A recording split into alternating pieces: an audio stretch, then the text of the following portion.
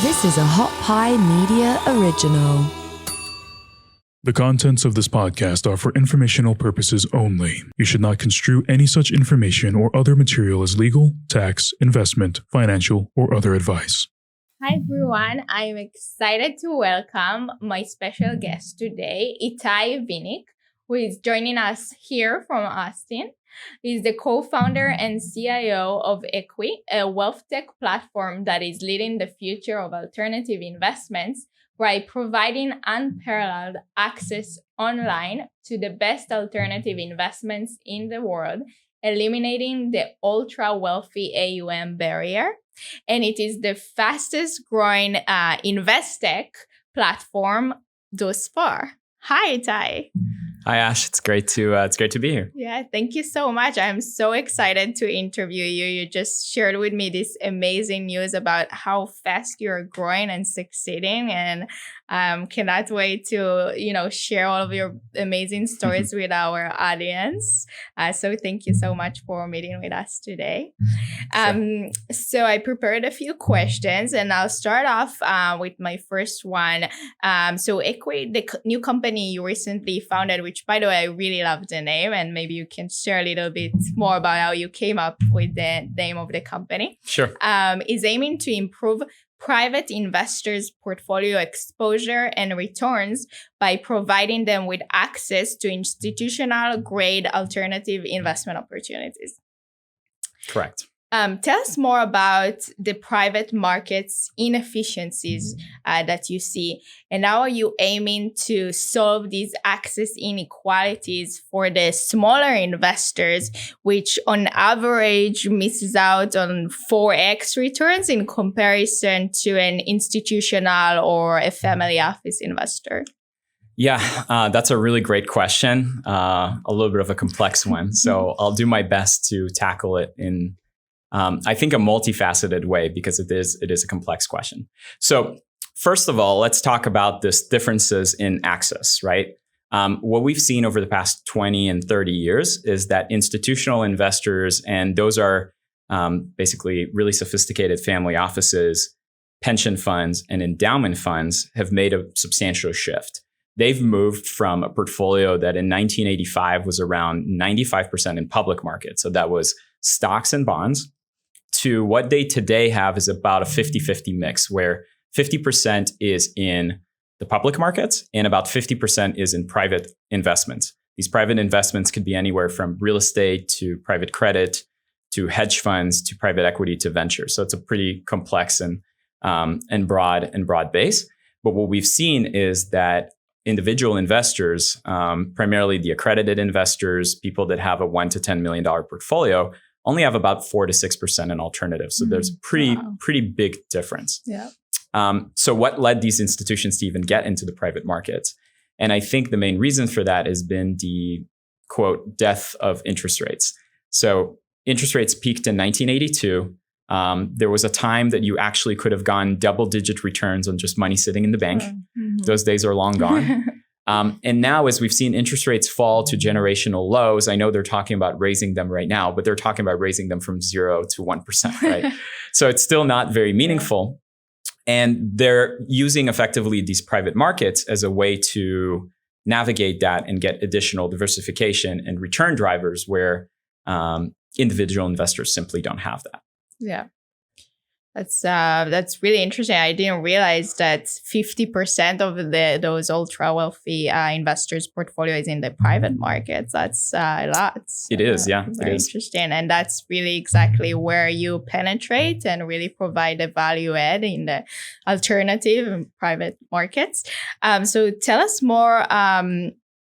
About, for example, the younger generations, such as millennials, my generation, and Gen Z.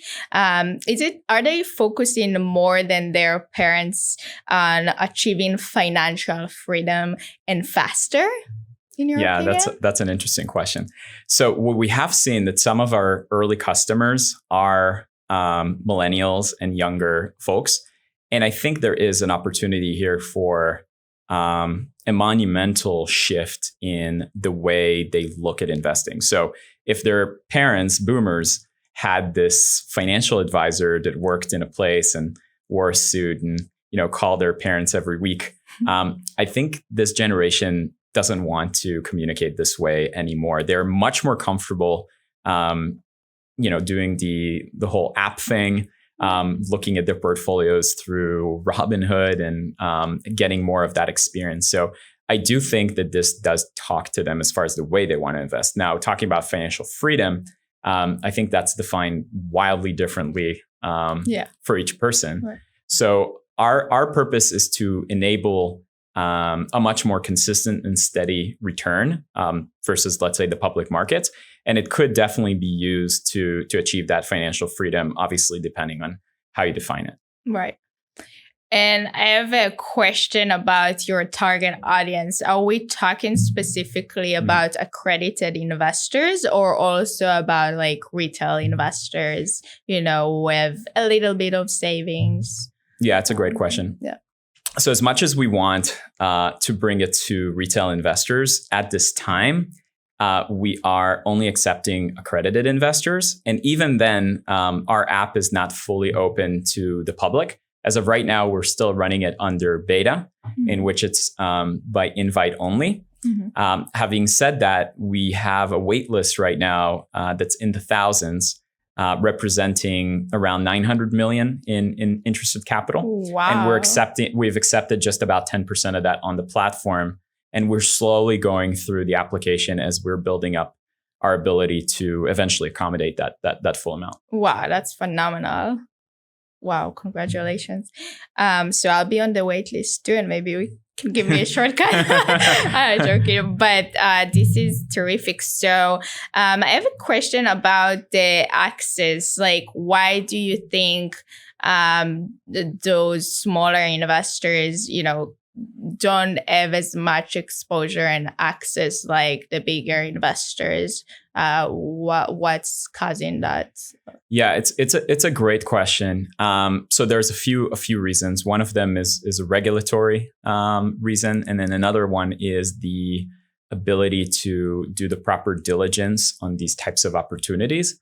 And then the third one is being able to create a portfolio of diversified offerings in the private market. So unlike the public market that has this widely available information, if you want to research any public stock in the market today, you're going to be able to go to Google or Yahoo Finance and know everything you need to know about that company's earnings and reporting and what the CEO says and all these kind of things. Right. So these things simply don't exist in the private market. And in order for you to say, well, I want to invest in a volatility hedge fund. Okay, great. How do I even know where to begin, or what kind of fund should I invest in, or what part of my portfolio should that be? So most investors just don't have that expertise that institutions may have an entire department dedicated to answering those questions. Right. At the same time, there's also a question of minimums and access. Right. So some of these funds are what's called a 3C7 fund, which are a qualified purchaser fund. So in this case, they may limit the minimum to $5 million or even $10 million. So if you're an investor that even has $5 million, you're not going to invest the entire portfolio in just one offering.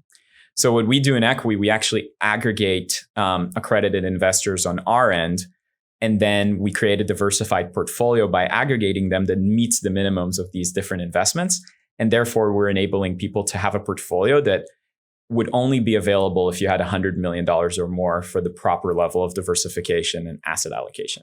Right. Example, which really remarkable about the minimum ticket size. So Founders Fund, for example, that was founded by Peter Thiel. Sure. The minimum ticket size is 25 million. So you need to be probably like a multi-billionaire to really like be able to make such a big commitment. And you are really, providing access by, kind of doing an SPV, a special purpose vehicle, perhaps, to put the many investors together with smaller tickets. And then that's how you also get the access. So it's not actually an SPV.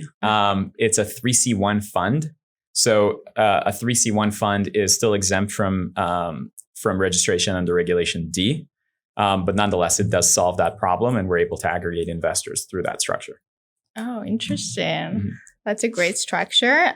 So yeah, maybe tell us a little bit more about the business model, if we can talk about it. Because obviously the funds are charging fees like management fees and carried interest, and you on top of that, how does the company make money? That is a great question.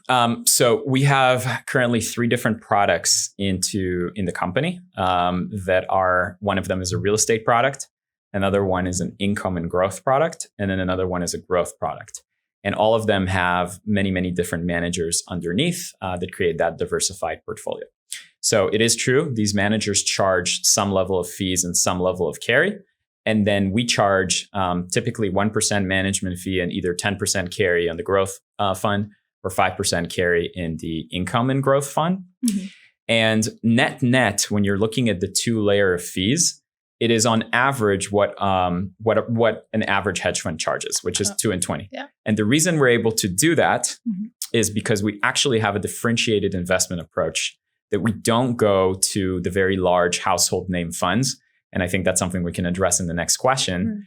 And then we negotiate fees with the underlying managers. So when we go to the manager and say, hey, we're going to be 1 LP, we're going to be really easy to work with, we're going to write you a relatively large check size, and we have this mission to bring your strategy to the world, and all these people that would never be able to invest, would you be okay giving us fee breaks? And we've averaged about 50% fee reductions across our managers. That's amazing. That's a great discount. And you sound like, the way you describe it, the best customer, the best LP. I mean, to them we are. To them we are. And we're 1 LP. Great. It's a win-win-win. Exactly. For all the parties involved. Really it leads us to the next question. So Equi offers a handpicked portfolio of alternative investments sourced by using a data-first approach, starting with a database of, as your CEO told me, tens of thousands of fund managers. That's a lot. As the chief investment officer, how do you select your portfolio offerings? Yeah, that's a great question. That is really one of my biggest passions, was to really uncover this quote problem. So when we started Equi, our CEO actually Tori, he challenged me to talk to as many professional allocators and CIOs and portfolio managers that I could find. So I went on this mission and I started talking to CIOs of endowments. I started talking to CIOs of family offices, and even people that run some of these conventions. And my question to them was, how do you deal source? Like, how do you get your deals? How do you get your allocations? And what stunned me was that almost everybody said it's some version of the relationship game. It's my Rolodex. I have this incredible network. The word network repeated itself probably 50,000 times. Right. So I'm thinking to myself, well, how does person X know that they have a better network than person Y? Good question. And they don't, right? So how do they know that their deal flow is better? And then we went on this rabbit hole and decided, well, what if we just looked at every database of every private fund that is out there in the world, and did a true data comparison approach to see who's actually really good, and what did they do differently? And then we created a master database of, so there's about 30,000 private funds, but there's 12,000 private credit, hedge funds, managed futures, etc. And then we compiled a list, and we were looking for managers that really beat the S&P 500, have low levels of correlation over time, and even have a longer track record. But then there's problem number 2 that was discovered while we were running that process. So problem number 2 is that there's just too much money in the business. Right. What do I mean by that? Think of a company like BlackRock. They have $8 trillion under management. Those numbers are just ridiculous. And similarly, a lot of these institutions have a lot of money. So they don't necessarily allocate to the best managers. They allocate to the managers that can absorb large amounts of money. Yeah. And the bigger you go, the lower the returns. Exactly. Right. So we figured, hey, 10% of the managers have 90% of the assets under management in the entire industry. Yeah. So we're going to focus on the 90% that get ignored, but still have good performance. And we're going to find them using technology. So we're not going to scale the way BlackRock does, which scale in this vertical way. We're going to use technology to scale this horizontally across many, many managers that are smaller, which leads us to that previous question is, why are they willing to negotiate fees? Because these are managers that have $200, $300 million, not $1 billion, $2 billion, $15 billion. So 20 million to them is a lot of money, and then they're willing to reduce fees. And a lot of them do incredible strategies as well.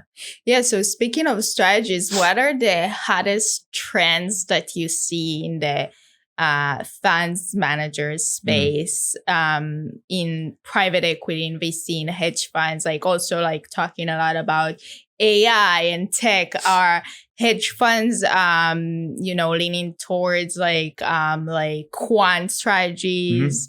Like how are they, keeping up with all the tech innovation? Yeah, it's a great question. So we don't necessarily look for the hottest trend and trying to chase that momentum. What we are looking for, though, is a really high level of consistency within a fund's current investment strategy. So what we're looking for is that the team of that fund or that investment strategy has some repeatable process that has stood the test of time. Most our fund managers have an 8-year track record or more, and they've been able to go through at least 1 or 2 cycles. So they're doing something right. So we're looking for funds that have been able to consistently make returns with reduced risk. Yeah. But then the real important thing is we stack on 10 to 15 different managers and hopefully more in the future. And each one of them is doing wildly different things. Yeah. So that means that you're getting real diversification. Because if we were chasing, momentum and tech trends and all these kind of things, what you would see as an example, what's happening in 2022, when the market for that is dropping because interest rates are rising and the multiples are too high, they're taking a relatively large hit. And that doesn't necessarily happen with a portfolio like Equi because of all this lack of correlation and all this unique strategy that the managers have. So it leads me to this new question about diversification that you talk a lot about. There are many investors I speak to say, they only invest in what they know best. Like you have these real estate investors. I only invest in real estate, or crypto, only crypto. Sure. So how would you approach it to those types of investors that don't seem to really grab that concept as well? Yeah. So we look at this as just having different return drivers, meaning that I personally don't understand to the fullest extent the core investment strategy of some of these managers. I understand it very well. I understand it on a high level. And also I understand the quantitative and qualitative prospect of what they're doing. So I can see the returns and I can match those returns with our other managers when we optimize the portfolio. But what I do know is that these managers have an incredible understanding of their niche. So they are experts in the field of what it is that they're doing. And that's what gives us the confidence to actually create a multi-manager platform like this. Right. Because sure, you can invest in what you know best, but what you know best is just one way of making money in the market. And if that one way is going through a drawdown or turbulent times, which all of them will at some point, if you don't have your eggs in many, many different baskets, then you're taking more risk than you should. And that's what really leads institutional investors to outperform the retail in the long run. It's not really the returns, that the returns are much better.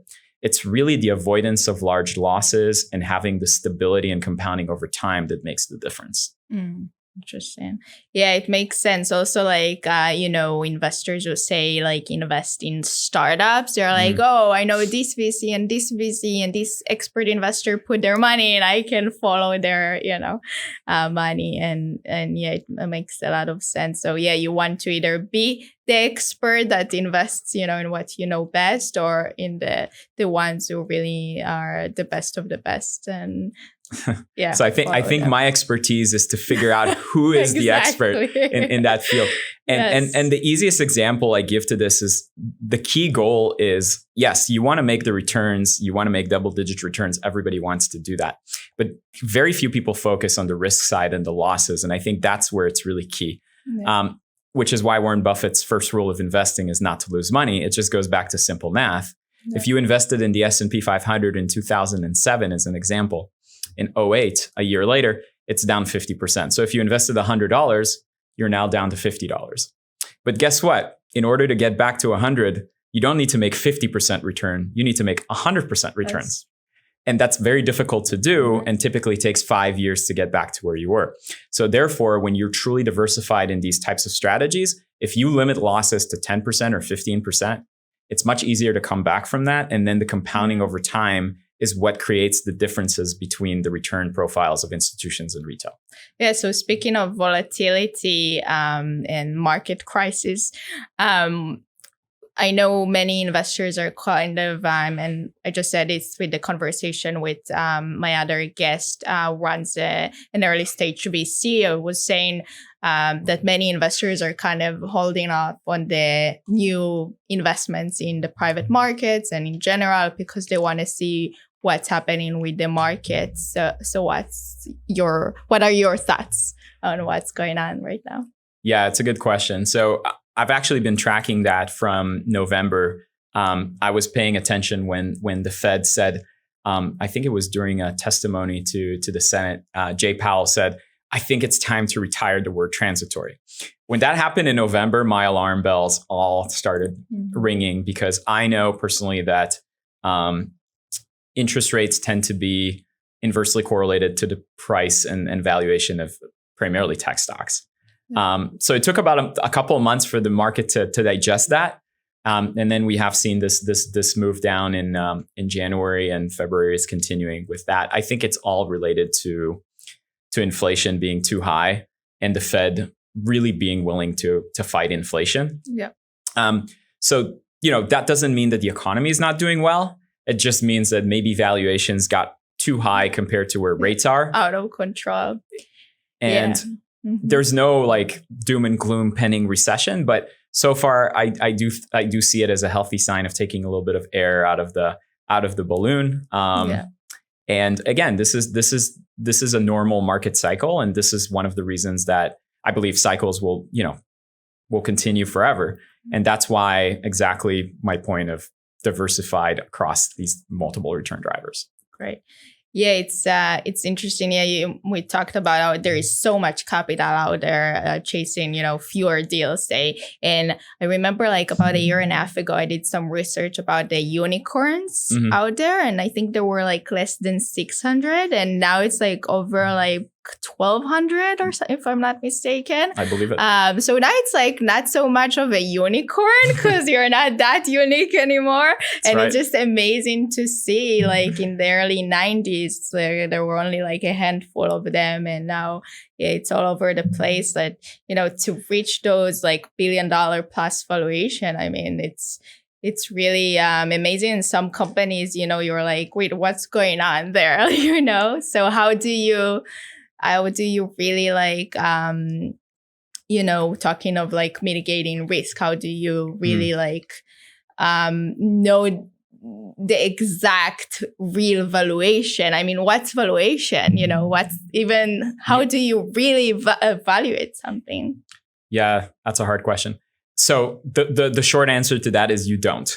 And that's why private markets are more difficult than public markets that have a day-to-day evaluation to them. I know there are managers in VC that have been able to prove themselves time and time again by picking winners and valuing things and trying to get the right deals. And I think it's just a matter of following the track record of those in your VC allocation that we're actually working on it. We don't offer VC right now because it's complicated to create liquidity, and we are working in a way to add liquidity to the product. But that's something on our roadmap that we do want to continue in the future, because at the end of the day, we want to have this really great tech interface and user experience as a part of what we're doing. So that's definitely key to it. Now, again, you don't know how to value things. I always believe that it's a very difficult task. Yeah. And you have to also keep in mind that the macroeconomy just plays such a huge part into it. Between 2020 and last year, I believe something close to 30 cents of every dollar that exists in the world has been printed out of thin air to pay for the COVID crisis. Yes. And how does that really impact the supply and demand of money itself? So it's just a complicated task. So I know your focus is again the private markets. So I'm curious, say we invest in pre-IPO and we get great returns, there is an exit. Wow, we have hopefully, good markups. Do you think you should hold the position in the company long after it's public, or do you feel like it then, underperforms? I think that depends on the market. Yes. So in a bull market, it tends to rise, but in a bear market, which 2022 remains to be seen, we don't know yet. So far, it's a correction. We also see the numbers of IPO drop significantly. Yeah. So and SPAC and PIPE are correct. Really on the rise. What do you think of SPAC and PIPE versus IPOs? It's kind of funny because SPACs used to be a big deal way back when, and now it's all coming back. Personally, I think that was a sign of a little bit of over speculation in public markets last year that it's coming to a correction. I think it's all valid and good ways to go public, but again, I think these things are highly cyclical. Yeah, and the whole goal of what we've tried to do is create an all-weather portfolio to sustain over the long run and not necessarily chase whatever is the hottest trend. Mm-hmm. So the public markets may beat a portfolio like Equi in a year like 2021, not by that much, but they could do that. But then a year like this year, so far, we would massively beat the public markets just based on that investment strategy. Yeah. Cool. And I believe we spoke about investments in crypto hedge fund. Yep. Is it part of the portfolio that you're offering? It is. So, as I said, we have many return drivers right now. We have mainly absolute return, meaning funds that are mandated to make money in all market conditions together, right? When they're paired together. We have private credit, which are basically loans that generate 8 to 12% now, which is much, much better than what you see in public fixed income. And you can think of loans against real estate, small business loans against inventory, even logistical loans, including crypto-backed loans. That's a part of what we have. Crypto-backed loans. Crypto-backed loans, correct. And then we have a fund we invest in as well, which is crypto absolute returns. So the crypto markets today are incredibly inefficient and very new, which means that there are substantial inefficiencies when it comes to lending, when it comes to the difference between futures and where the market is right now, and market making opportunities. So we're investing in a fund that doesn't speculate on the direction of crypto, but tries to make money from the inefficiencies in the market structure itself, which we don't know, obviously, as the market becomes more mature, those can go away. But in my opinion, if they're targeting 15 to 20% a year, why take the risk, volatility, and speculative risk in crypto itself when you can go into a strategy like that? Right. And I'm having conversations with investors who are telling me that, for example, one investor does real estate investments, and he wants to basically tokenize all of his real estate holdings and then IPO through that, which I found really interesting. And then another friend who is looking to do the first IPO through NFT offering. So what do you think of these alternative ways to go public? And yeah, I think it's really interesting. I mean, they're very, very new. So it's probably something we wouldn't invest in until we see some level of track record, or we found a manager that found an incredible niche to do it. But I mean, I'm very curious to see how those unfold. Yeah, I feel like at some point in the future, everything is going to be digitalized and tokenized. And yeah, it's really interesting to see all the implications. I mean, you have Mirror now on chain. So you have financial assets like the S&P and the VIX and things like that are on chain and almost act as weekend futures. So I've noticed that before, I think it was when Elon tweeted about selling his stock. And the Tesla that was trading over the weekend on chain was down about 10%. And when the markets opened on Monday, it was actually very similar to what that market indicated. So I thought that was really interesting. Yes, the correlation Chapter. Very interesting. Wow, I can keep going on, and I'm totally like off, just like pivoting from the initial interview questions. I just find it fascinating to speak to a CIO, a Chief Investment Officer expert in the space. So I have two more questions. So your website states that Equi gives its customers access to alternative investments that are typically reserved for billionaires, helping them to invest like the 0.0001% and 10 to the 9th. That's kind of the connection also to the themes that we have. Where do you see the highest returns that perhaps billionaires investors see? And how do you ensure downside protection and risk mitigation when investing in volatile and uncertain markets? So I guess we covered some of that, but if you have another tip maybe to throw out. Yeah, we covered some of that. And I do think that and I'm going to reiterate that on the risk side, I think that the billionaire portfolio, the reason it's so successful is primarily for the risk mitigation and the consistency. Because there's so much diversification across that many asset classes, it's not really that one part is going to achieve this incredible return, which does happen, by the way, in VCs and some other types of instruments, but it's a very small percentage of the portfolio typically. It's really that the retail investors have no choice but to be just all in the stock market. And then when that goes through a 50% loss, like we've seen twice in the last 20 years, that's really when they really kill the returns for a long period of time. Billionaires simply are incredibly diversified in many, many different holdings. And that's effectively what we're trying to mimic at a much lower dollar amount. Because how could you be in 20 different funds and investments with, $300K? Today it's just not possible. Right. And, speaking of democratizing access, maybe we should talk a little bit more about, the definition of accredited investor, right? Yep. Because you have to reach a certain net worth in order to actually be able to invest in the private market. So it's interesting to think about this law and limitation that it entails. So today, 1 in 10 households is accredited. So that's a very large increase in what accredited used to be. And keep in mind, the SEC hasn't changed the definition of accredited investors in a very long time. Yeah.